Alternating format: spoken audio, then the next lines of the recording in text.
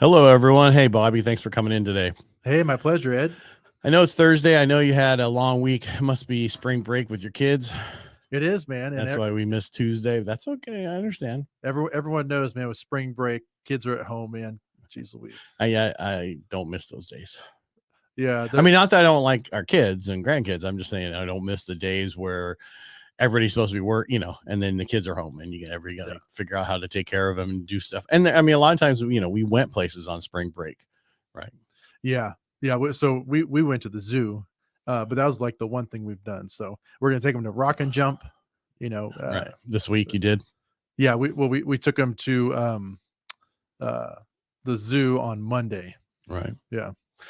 Yeah, but I mean, it's your week to keep them busy, right? Yeah, because they're not in school and they just expect that you don't work, right? Like, what do you do when I'm at work or when I'm at school, Dad? Oh, you work? You sit here all day and work? I'm like, yeah. Well, at least it's not your wife who thinks that. My wife works for Kaiser, and she's like, "Hey, can you go do this?" I'm like, "I'm working, but I can't get away. Neither can I." Yeah. Anyway, you know how it works. Yeah. Hey, rates have fluctuated all over the place this week. They're going to keep doing that. The biggest thing is because of the Fed, what's going on with the banks failing. They're getting strong. Some of them are getting stronger. They're propping them up. It's going to be all over. There's going to be another shoe that drops that makes rates go lower. There's going to be a lot, but there was existing home sales that came out this week higher than they expected. They expected February to be up like 5%. It was up way more than that, 10 or something, 14. I forget. It was a lot. And they were shocked. I wasn't shocked because January was low rates, right, into February. And then people just kept going. They had locked them in and closed them. And March is going to be a little different. It's not going to be as many, but I think April will be up also. Yeah. Because it's just crazy out there now. We've been saying, hey, there's not a lot of houses. It's going to get to a point where everybody comes on the market once rates drop a little bit, and they dropped, and people are out shopping and multiple offers and asking, writing over asking. I'm not saying to not try to get a house. I'm just saying it's a little bit different world. Yeah. Just be prepared, right? Because here's a good example. So I had some clients in December and got their offer accepted. We were competing against one other offer, right? And it was a gorgeous house. Purchase price was $515, and it was the first house they wrote an offer on. We're not going to see that anymore unless we get super lucky, right? If we're out there looking for a house for you, just understand we'll probably write a couple offers before we get one accepted. Right, and the biggest thing is builders are starting to build more, but there's still not enough properties. No. Right? And it's going to be forever. So we need some of the, and if I looked at the numbers, if I remember right, 26% of the houses that sold in February were cash. 25 were first-time home buyers, and then investors were, I think, 19%.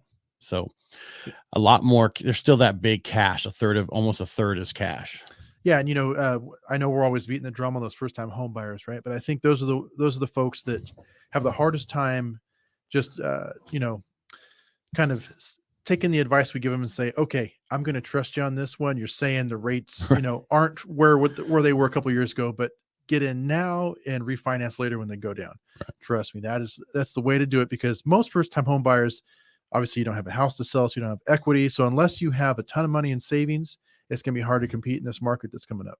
Yeah, I saw a compliance guy state on Facebook, those of you who said date the rate and marry the price, well, they're pregnant now, and it's going to be a lot longer for the delivery. It's like, we never told these people that they'd be out of this loan in 6 months. Yeah. We told them you're planning on a year to 2 years. You're going to be refinancing over the next year to 2 years is what we stated.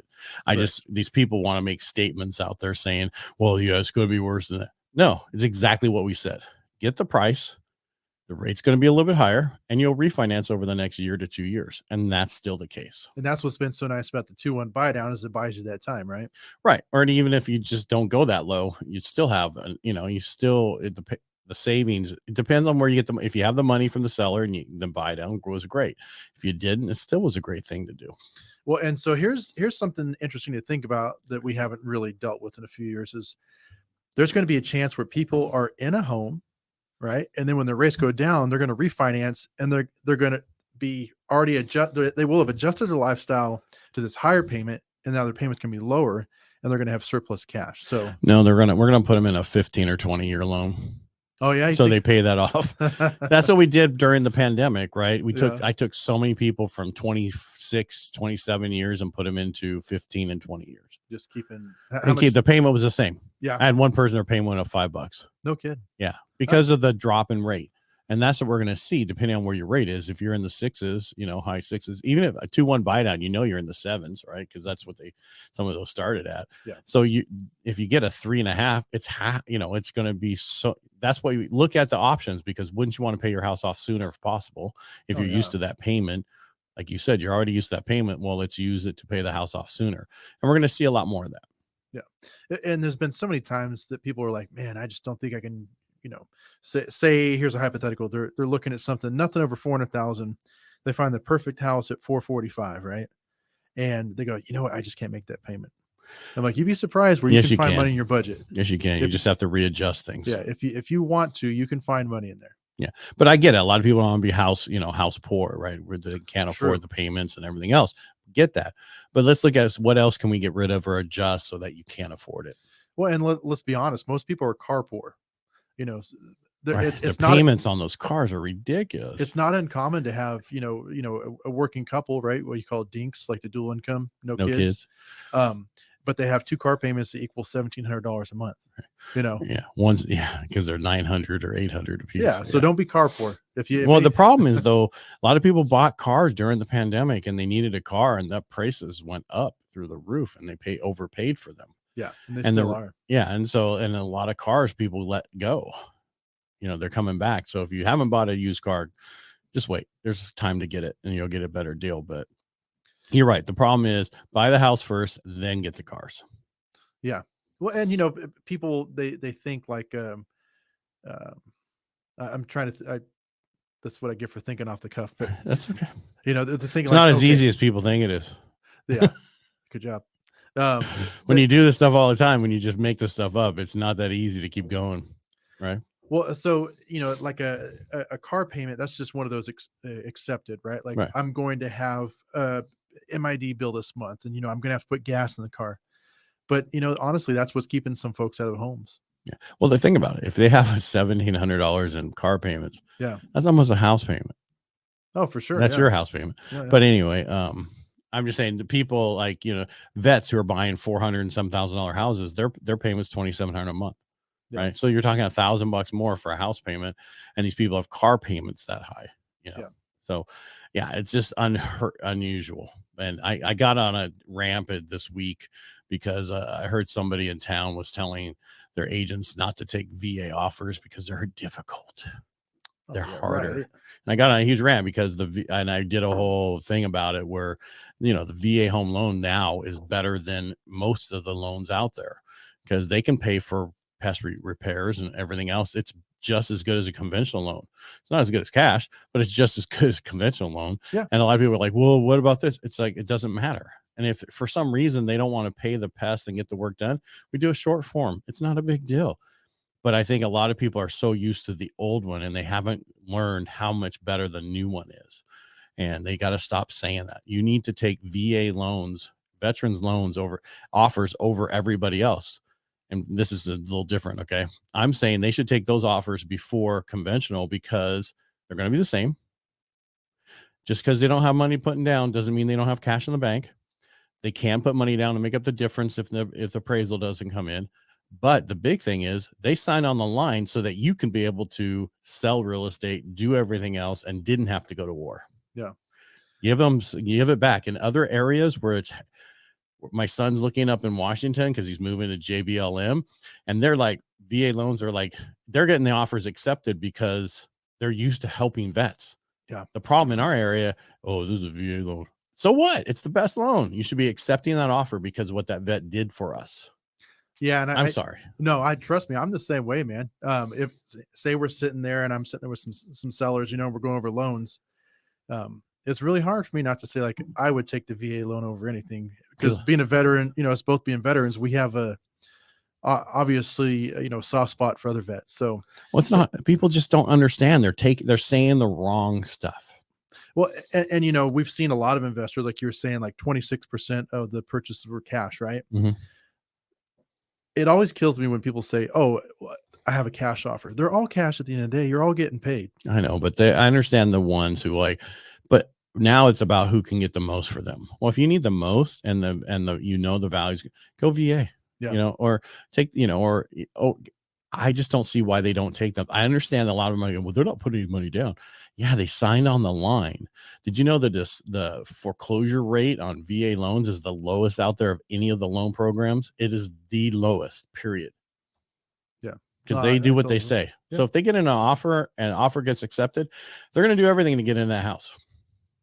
Well, 20% down people with conventional loans who think something comes up will do all that. No. I was just talking to agent today about a house, and it's listed at, $399 in Oakdale, right? Right. It's older Victorian and needs some work. And they accepted a cash offer. And the lady, once the inspections were done, tried to, she was an investor. She tried beating them up from $399 down to $299. Of course. And that's what they do. I mean, people think it's great. No, do the other one. It's so much better. Yeah. And, the older homes, it doesn't really matter. The only thing that comes up is, chipping paint. Well, that's going to come up on everything. Yeah. Right. I mean, if it's 78 or older, everything's going to call for if there's any chipping paint, conventional, FHA, whatever. But a veteran at a 477 versus an FHA at 477, the veteran's payment is going to be $300 cheaper.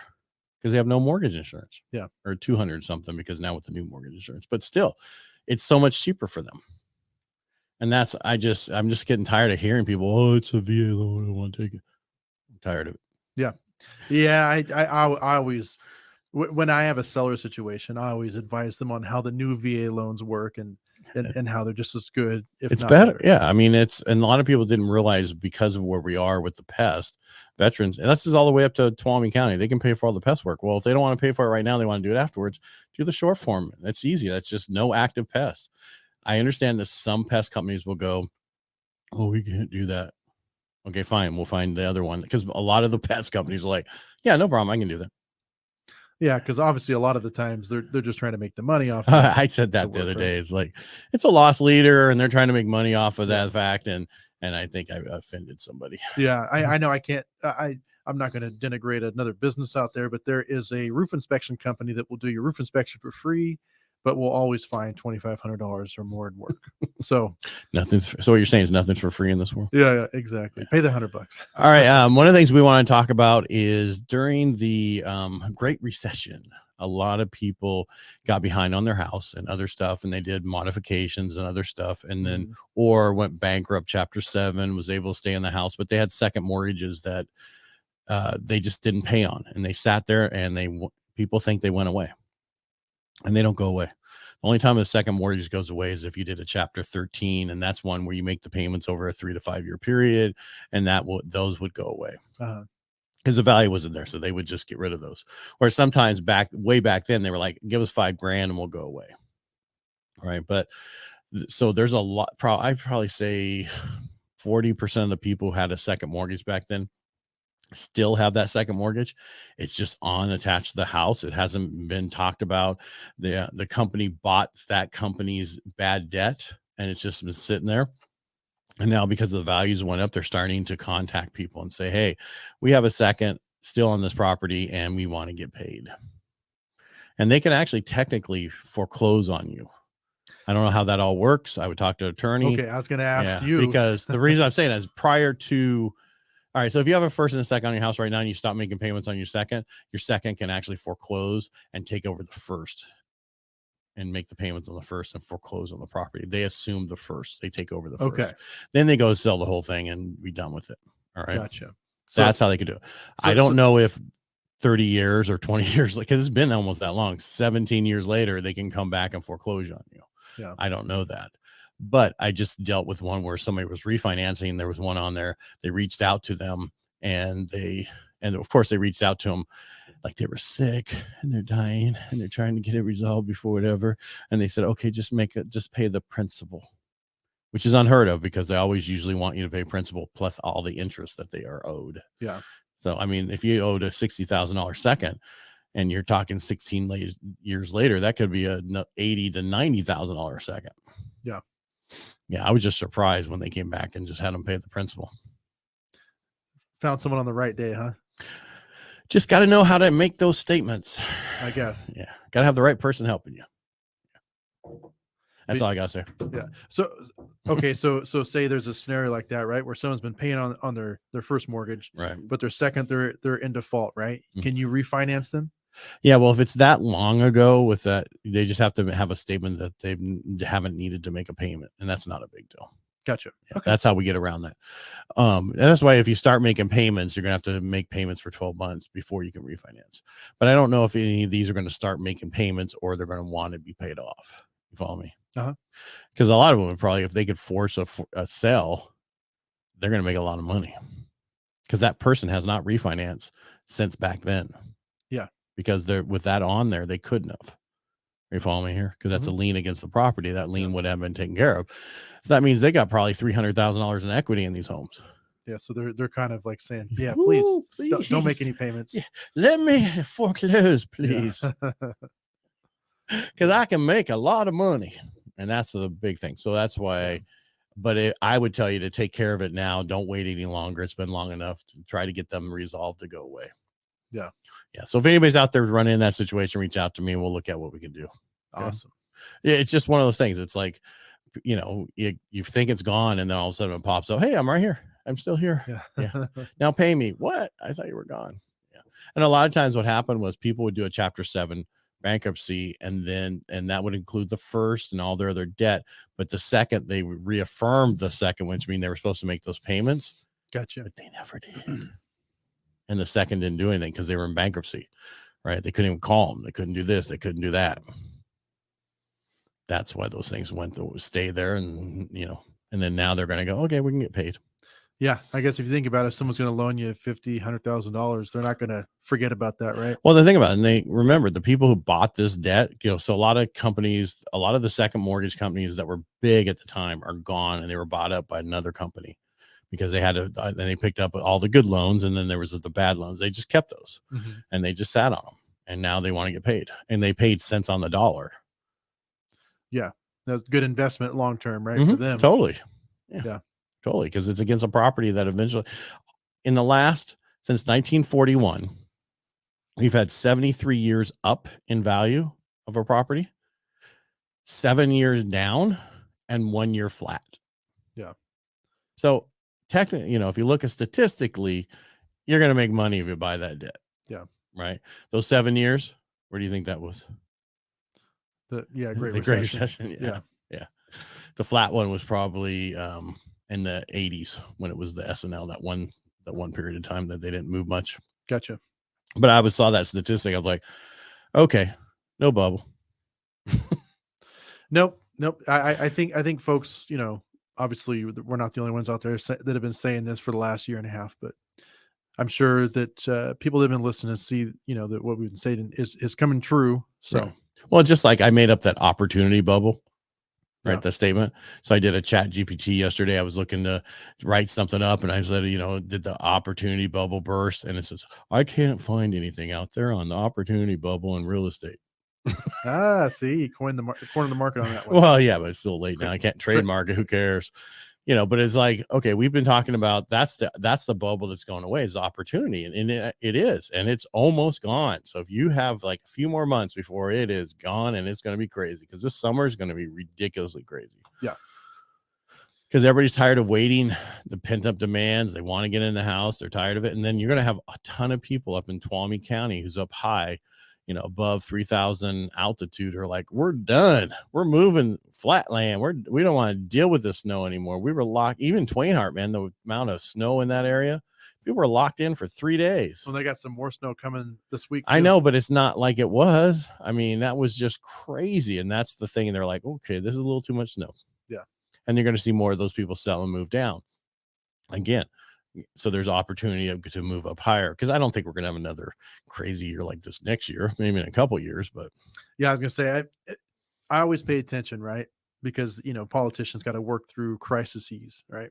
Or they're always running on a crisis, right? Right. They have to. That's how they get fed money. But every like fourth or fifth year, that we've been in a drought, then we have a crazy winter. Right. So, and then we're still not out of it, right? Because they're saying we have not fully come out of this yet.